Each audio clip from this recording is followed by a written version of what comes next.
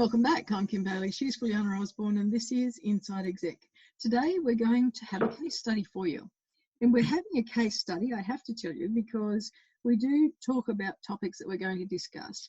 And we had a topic in the list, and herself informed me yesterday that she hated that topic now and she doesn't want to talk about it anymore. So we're going to do a case study today because of that.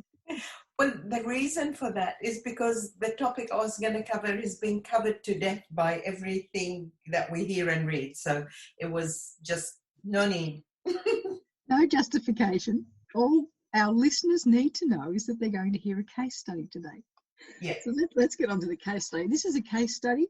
It is about a team member regularly taking information or results or whatever to the manager. It's not an actual line of responsibility. So we're looking at how that affects the team, what the result is in terms of team mental health, I guess, and team dynamics, and what can be done when it isn't positive in that sense. Basically, this came to us from a team member who said, well, I'm in that situation, so what will I do? Because it is causing dissatisfaction and people are gossiping. So we listened to what is it that the dissatisfaction about and what the gossip's about. And that basically saying this person is taking credit when it's not their work alone. So this is a small team and a small team of about 4 people working on a project, reporting to the same manager, but there is no other line of like who's leading that team. It's really, they're working collaboratively. When the person said, what shall I do? We looked at what are the assumptions being made. The assumptions that are being made is that the person is doing it for personal gain. The person is doing it to further their career at somebody else's expense. Now, to me, yeah, that might be the case, but then again, it might not. Before we even talk about what to say to this person or how to approach, we might need to go there at all. I thought maybe one thing we could consider is what is the root cause? What's causing this person to do it? Is it because there is no process in place? Is it because there's no way that it's been established about how do we tell the manager? Is it in the one-on-one meetings? Is there a group meeting? And all of that. So this way, if we fix up the gap, there seemed to have been a gap. So if we fix the gap, maybe then we don't have all the other problems. For me, because I'm so much in love with structure and process, it is completely a structural question. And the other side of the questioning that comes to my mind is this what the manager has asked for? Has the manager said, you just tell me how it's all going, and the manager actually acknowledges that it is team without it having to be said?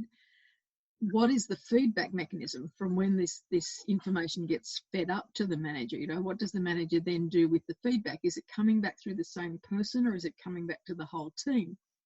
And in small teams, I recognise that you don't always need a formal structure, but you do need identified lines of communication. And we have talked and talked, as the saying goes, about communication on this podcast and how important it is.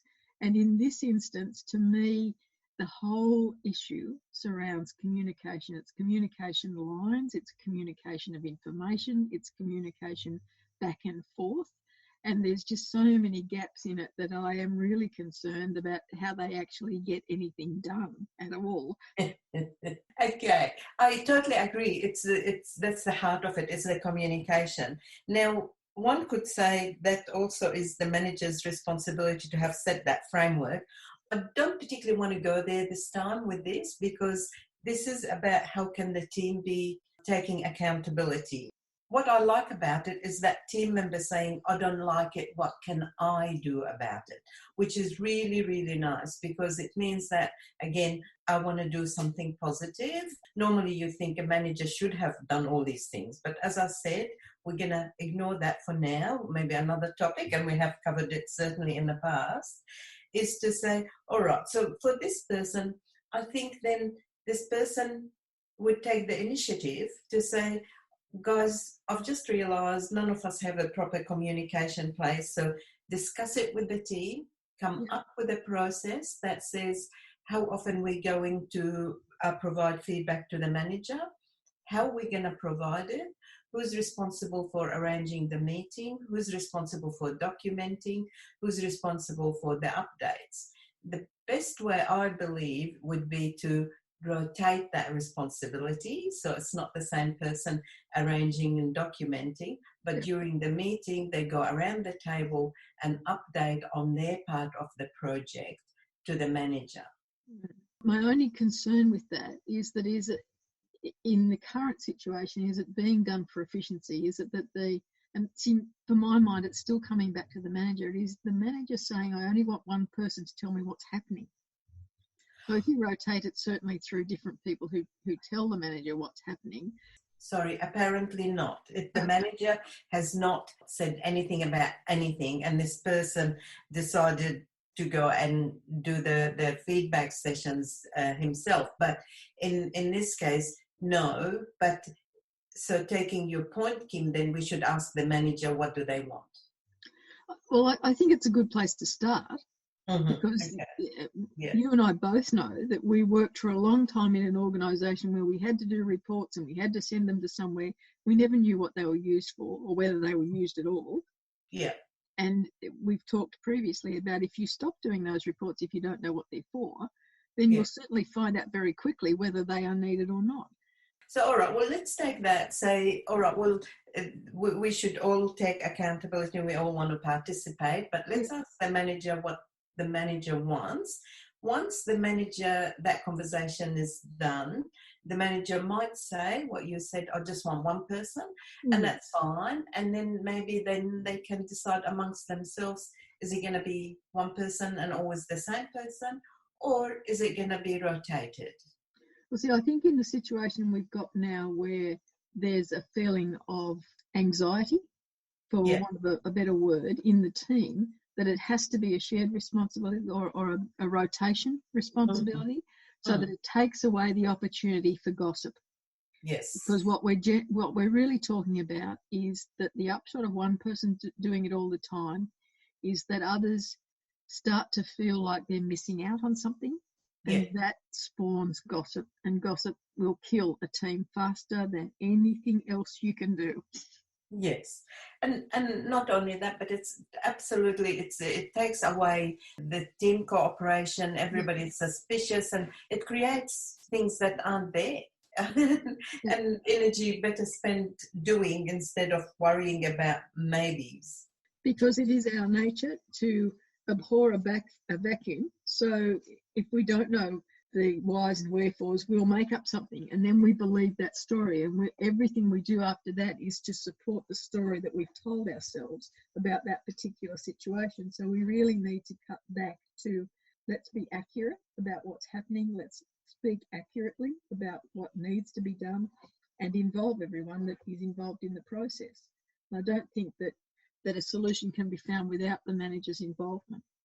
Yes, I agree. And I agree that if they all agree on the process, then they wouldn't have any anxiety associated with who, where, what, and why.